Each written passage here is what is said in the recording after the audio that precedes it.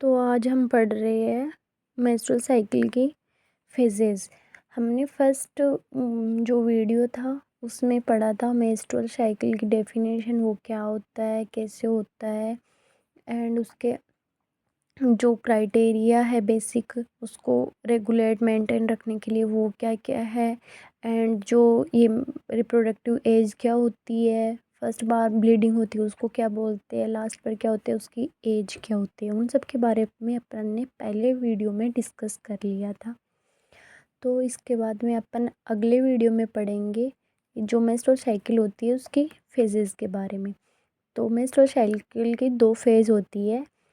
First phase होती है ovary में, ओवरियन फेज़ बोलते हैं। सेकंड फेज़ होती है यूटेराइन फेज़, जो यूट्रस में होती है। ठीक है, ये अलग अलग वर्क करती है पर साथ में होती है। तो फर्स्ट टाइम हम पढ़ रहे हैं फोलिकुलर फेज़। तो फोलिकुलर फेज़ क्या होती है?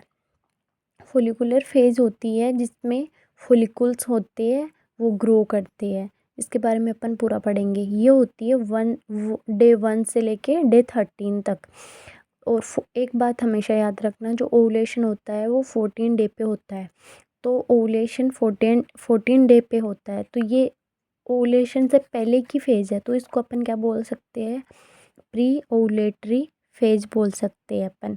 ठीक है, उसके बाद में ये एक मिनट, ये प्री ओवुलेटरी फेज हो गई। उसके बाद में ल्यूटियल फेज, ये होती है 15 डे से लेके 28 दिन तक। तो इसको अपन बोल सकते हैं ल्यूटियल फेज या फिर पोस्ट ओवुलेटरी फेज, क्योंकि ओ पोस्ट ओवुलेटरी मतलब ओवुलेशन 14 डे पे हो गए, उसके बाद में हो रही है। और एक मात्र ओनली वन फेज होती है जो कांस्टेंट फेज होती है, ल्यूटियल फेज। ये कभी भी ना, मतलब ये 14 डे की होती है। चाहे तो उसका जैसे 14 डे की कैसे होते हैं, देखो 28 दिन का अपन ने नॉर्मल माना था, तो ये 14 दिन पे ओवुलेशन मान रहे हैं अपन। तो ये जो ल्यूटियल फेज होती है ना, ये यहाँ से लेके यहाँ तक हो गई फोलिकुलर, ये हो गई ल्यूटियल फेज, है ना। तो ये होती है ना, ये हमेशा 14 डेज की ही होती है। अब अपन कहेंगे जैसे किसी की जो मेंस्ट्रुअल साइकिल है वो है, अपन ने मान लिया 30 डे की है, ठीक है, 28 की नहीं है। तो इसमें अपन को पूछ लिया कि जो ल्यूटियल फेज है वो ये यहाँ से गिन लो, जो 14 डेज आएंगे ये पूरे, ये छोटी बड़ी हो सकती है लेकिन ये हमेशा 14, चाहे ये 30 की हो 32 की हो, ये हमेशा 14 डे की ही होगी। इसलिए इसको क्या बोला गया है? कांस्टेंट फेज बोला गया है ल्यूटियल फेज को। ठीक है, उसके बाद में अपन पढ़ते हैं यूटेराइन फेज। यूटेराइन फेज 3 होती है, तीन इसमें 2 होती है, इसमें ये 3 होती है, bleeding phase, proliferative phase and secretary phase. इनके बारे में अपन बाद में पढ़ेंगे। फर्स्ट पढ़ रहे हैं अपन फोलिकुलर फेज। फोलिकुलर फेज को क्या बोल सकते हैं? First half of menstrual cycle. क्यों? अपन ने पढ़ा 1 से लेके 13 डे तक, तो हाफ हाफ ये हो गई, हाफ ये हो गई, फर्स्ट हाफ बोल सकते हैं अपन इसको, इसलिए first half of menstrual cycle बोल सकता है। इन दिस फेज, इस फेज में क्या होता है? In this phase growth of ovarian follicles, ovarian follicles होते हैं ओवरी में बहुत सारे, तो उनकी क्या होती है? ग्रोथ होती है, इसलिए इसको फोलिकुलर, फोलिकल्स की ग्रोथ होती है इसलिए फोलिकुलर फेज होता है। इसमें क्या होता है? इसमें जो फोलिकल्स होते हैं बहुत सारे, जो इमेच्योर होते हैं वो मेच्योर फोलिकल्स में कन्वर्ट होते हैं, इसलिए इसको फोलिकुलर फेज बोलते हैं।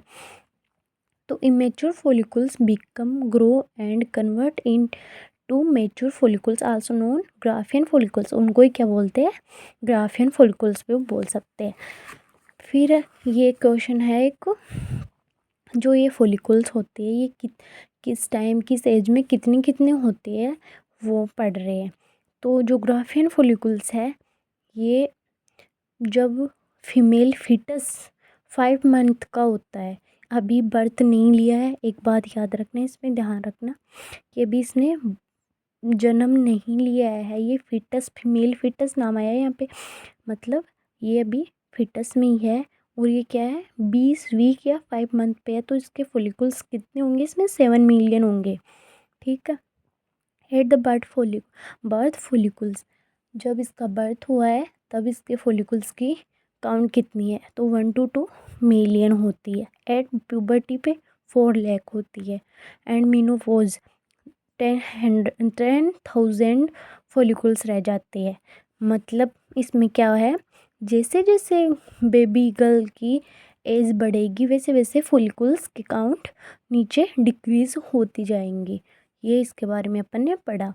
अब ये ग्रो कैसे करेंगे, कौन सा हार्मोन आएगा, कौन सा हार्मोन कैसे वर्क करेगा इन पे, वो अपन पढ़ेंगे। तो इसमें पढ़ रहे हैं in this phase FSH secret from anterior pituitary. क्या बोल रहा है, अपन ने पढ़ा था HPO एक्सिस वर्क करता है मेंस्ट्रुअल साइकिल में। तो इसमें जो ये एंटीरियर पिट्यूटरी है इससे क्या सीक्रेट होता है, FSH। होता तो LH भी है, लेकिन ग्राफियन फॉलिकल्स पे FSH वर्क करता है, तो अपन FSH के बारे में पढ़ेगा। ये इसका ज़्यादा होता है तो इसको सप्रेस कर देता है, इसका इतना ज़्यादा वर्क इफ़ेक्ट नहीं दिखता, ये बात याद रखना। फिर हम पढ़ रहे हैं, तो ये FSH सीक्रेट होता है, क्यों, ये इस पे क्यों वर्क करता है, इसका नाम देखो, फॉलिकुलर स्टिमुलेटिंग हार्मोन। ये है ही फॉलिकल्स के लिए, ये इनको ग्रोथ करवाने के लिए है, तो ये इस पे काम करता है। अब इन फॉलिकुलर फेज यानी जो अपन फेज पढ़ रहे हैं इसमें maintain by the FSH hormone, इनमें हर जो इतनी अपन ने वो पढ़ी थी phases, follicular, luteal, bleeding, proliferative, secretory, इन पे हर एक फेज में एक पर्टिकुलर हार्मोन आएगा जो इन पे वर्क करेगा। तो अपन इसमें ये बोल रहा है कि फॉलिकुलर फेज में कौन सा हार्मोन मेंटेन या वर्क करता है, तो अपन बोलेंगे FSH हार्मोन, क्योंकि यही इसकी ग्रोथ करवाता है। कैसे करवाता है वो अब पढ़ेंगे इस पे। इमेच्योर फॉलिकुल इन द ओवरी, अपन को पता है ओवरी में इमेच्योर ये फॉलिकुल्स बहुत सारे पड़े रहते हैं। अब ये फॉलिकुल्स है, इस पे कौन आएगा, FSH आएगा। ठीक है। FSH आया, ये इमेच्योर फॉलिकल्स हो गए, ये इस पे क्या किया, वर्क किया, किया इसने वर्क करते ही क्या हुआ, ये ग्रो करने लग गए। जो फॉलिकल्स थे इमेच्योर, ये ग्रो कर रहे। अब इन जो जितने भी फॉलिकल्स थे इनमें जो क्या है, डोमिनेटिंग नेचर का जो फॉलिकल्स होगा वो फास्टली ग्रो करेगा। जैसे ही वो फास्टली ग्रो करेगा, जो ये फॉलिकल्स है ये सिक्रेट करते हैं एस्ट्रोजन एंड इनहिबिन बी। अब यहाँ पे देखो, ये जो एस्ट्रोजन एंड इनहिबिन बी है ना, ये दोनों क्या करेंगे, जो एस्ट्रोजन है ना, ये मतलब FSH जो हार्मोन सिक्रेट हो रहा था, जो वर्क कर रहा था इतनी देर तक, इस पे नेगेटिव फीडबैक डालते हैं, मतलब इसको सप्रेस करते हैं। और जो LH है ना, अब वो एक्टिवेट होगा और वो अपना वर्क करेगा। ठीक है।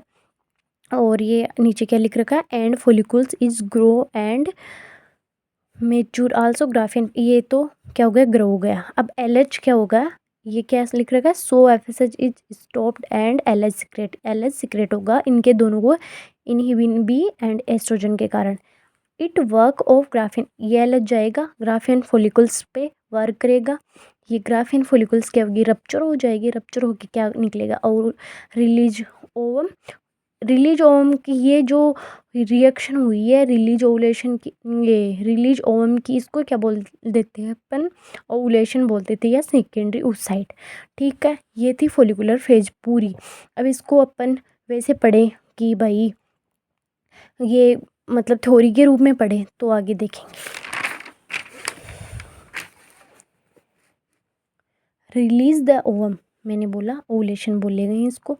When Graafian follicles is rupture their piece is called the corpus luteum. ये बात याद रखनी है कि ग्राफियन फॉलिकल्स जो रप्चर पीस है ना, उनको क्या बोलेंगे अपन, लास्ट में जो बच जाएंगे उसको कार्पस ल्यूटियम बोलेंगे, क्योंकि ये बहुत आगे काम में आएगा। तो ये अब आप बोलोगे कार्पस ल्यूटियम, ल्यूटियम बोल रहे हैं, क्या होता है क्या होता है। तो ये जो ग्राफियन फॉलिकल्स रप्चर पीस होते हैं ना इसके, उनको कार्पस ल्यूटियम बोलते हैं। अब इसकी थ्योरी देख लो, बहुत इजी है। When immature follicles in the ovary, ये बताया ओवरी में ये इमेच्योर फॉलिकल्स होते हैं, तो गोनेडोट्रोपिन सिक्रेट होता है, कहाँ से होता है ये, एंटीरियर पिट्यूटरी से होता है, ठीक है। स्पेशली एफएसएच मैंने बताया था, एलएच का इतना वर्क नहीं रहता, यहाँ पे एफएसएच वर्क करता है, एक्ट ऑन फोलिकल्स पे एक्ट करता है। फोलिकल्स विल ग्रो, ये ग्रो करेंगे, one dominant follicles will grow fast, ये एक ज़्यादा फास्ट करेगा। फिर क्या है, दैट इज़ ग्रोइंग फोलिकल, जो एक ग्रोइंग फोलिकल्स बोलेंगे उसको, क्योंकि वो ग्रो कर रहा है। फिर ये ग्रो फोलिकल्स क्या रिलीज कर रहे हैं, एस्ट्रोजन एंड इनहिबिन बी। अब इनहिबिन बी क्या कर रहा है, दोनों पे वर्क क्या कर रहा है, both hormones show on negative feedback on FSH and will make decrease the release of FSH. ये बात क्या बोल रहा है, नेगेटिव फीडबैक डालेगा, नेगेटिव फीडबैक को डालता है तो क्या होता है, वो हार्मोन डिक्रीज हो जाता है ना। पॉजिटिव डालेगा तो वो एलएच ज़्यादा हो जाएगा। Estrogen also show the positive feedback on the L H and will make increase the release of L H. ये क्या है, एल एच रिलीज हो जाएगा। नाउ अब क्या होगा, now the Graafian follicle is growing follicle. जो ग्राफियन फॉलिकल्स होते हैं वो क्या है, मतलब जो एक यहाँ पढ़ रहे थे अपन कि ये फॉलिकल्स ग्रो कर रही है, तो अभी ये क्या बोल रहा है कि जो ये ना ये ग्रो कर रही है, अब ये क्या करेगी, एलएच करेगा इस पे work, act on Graafian follicles, the Graafian follicle become rupture. ये क्या हो गया, रप्चर हो जाएगा, एलएच रप्चर करवा देगा। अब इससे ये ओवम या oocyte रिलीज हो जाएगा, ओवुलेशन टेक प्लेस, मतलब ये ओवुलेशन हो गया, ठीक है। फिर ये ऐसे क्यों लगा रखा है कि भाई ये इसके एलएच के कारण हो रहा है, इसलिए। After the ovulation rupture piece of Graafian follicle, मैंने बताया ओवुलेशन हो गया, अब रप्चर पीस बचेंगे of Graafian follicle is remain, that is corpus luteum. मैंने बताया रप्चर बचेंगे थोड़े बहुत, उसको कार्पस ल्यूटियम बोलते हैं। और ये आगे पढ़ेंगे अपन कि कार्पस ल्यूटियम को मेंटेन कौन करता है, ये एलएच करता है, इसलिए मैंने यहाँ पे लिख रखा है, ठीक है। आगे 14 day before next menstrual cycle releasing of secondary. ये देखो कितने भी दिन, मतलब ये यही बात बोली है कि या तो ऐसे बोल दो 14 डे पे ये ओवुलेशन होता है, या फिर क्या बोल दो कि जो नेक्स्ट आएगा उसके 14 डे बिफोर क्या होता है, ये सेकेंडरी साइड रिलीज होता है ना। Presence of LH is known as ovulation. Ovulation किसके कारण होता है, एक बात याद रखना, एलएच करवाता है, क्योंकि एलएच ग्राफियन फॉलिकल्स होते हैं ना जो ये ग्रो कर रही है उसके ऊपर वर्क करता है और ये ओवुलेशन करवाता है। और फोलिकुलर फेज में किसने काम किया था, वो किया था उसने, एफएसएच ने। ये दोनों के वर्क हो गए। अब कुछ इंपॉर्टेंट बात है वो देख लो। Increase level of estrogen also show on effect in proliferative phase. कि इंक्रीज लेवल ऑफ एस्ट्रोजन है ना, वो show on effect on proliferative, कि प्रोलिफरेटिव फेज अपन देखेंगे यूटेराइन फेजेस में आएंगी, उस पे करता है वो क्या हमेशा याद रखना, एस्ट्रोजन होता है वो हाइपरप्लेजिया करता है। हाइपरप्लेजिया क्या होता है कि किसी भी ऑर्गन या किसी की भी ऑर्गन की सेल है ना, उसकी मतलब सेल्स के काउंट को इंक्रीज कर देता है, ठीक है। उसमें मतलब ये डिवीज़न का वर्क करता है एंडोमेट्रियम के ऊपर जाके, ठीक है। यहाँ एंडोमेट्रियम में कर रहा है, लेकिन ये एस्ट्रोजन यही काम करता है कि ये मतलब सेल्स हाइपरप्लेजिया कराता है। तो अब एक बात बताओ, जिसमें फीमेल में यूट्रस है, यूट्रस होगा तो मतलब क्या है, वहाँ पे एस्ट्रोजन होगा, उसमें कभी भी ये एस्ट्रोजन थेरेपी नहीं देनी चाहिए, बिकॉज इट में डेवलप एंडोमेट्रियल कार्सिनोमा, क्योंकि ये डिवीजन करवा देगा भाई, ये कार्सिनोमा डेवलप कर देगा उसमें। ये एक तो उसमें पहले ही है मतलब एस्ट्रोजन, और उसमें अपन एस्ट्रोजन थेरेपी दे रहे हैं, तो वो क्या करेगी, वो और ज़्यादा डिवीजन करेंगी, और ज़्यादा ये सेल्स काउंट बढ़े जाएंगे, बढ़ेंगे तो उसको ही तो अपन बोलते हैं कि वो ये क्या है, कैंसर होती है। ये बात है, ये समझ में आ गया होगा। आगे अपन दो मतलब टर्म्स पढ़ते हैं कि एलएच सर्च क्या होता है और एलएच पीक क्या होता है। बहुत बार पूछते हैं कि एलएच सर्च क्या होता है, तो एक बात याद रखना, जब ओवुलेशन होता है ना, उससे 24 to 36 आवर बिफोर है ना, ये LH जो है ना, ये अपनी मैक्सिमम मतलब सबसे ज़्यादा लेवल पीक पर चला जाता है, बहुत ज़्यादा। उसको क्या बोलते हैं, LH सर्च बोलते हैं। और ये चीज़ याद रखने की है, 42 पहले ओवुलेशन से पहले होता है। फिर LH पीक क्या है, ये LH सर्च है, ये जाता है इसमें भी पीक पर है, लेकिन इसमें देखो 10 to 12 hour before the ovulation LH it's on peak level, इसमें ये पीक लेवल पर रहता है, ये इस पे। ठीक है, थैंक यू।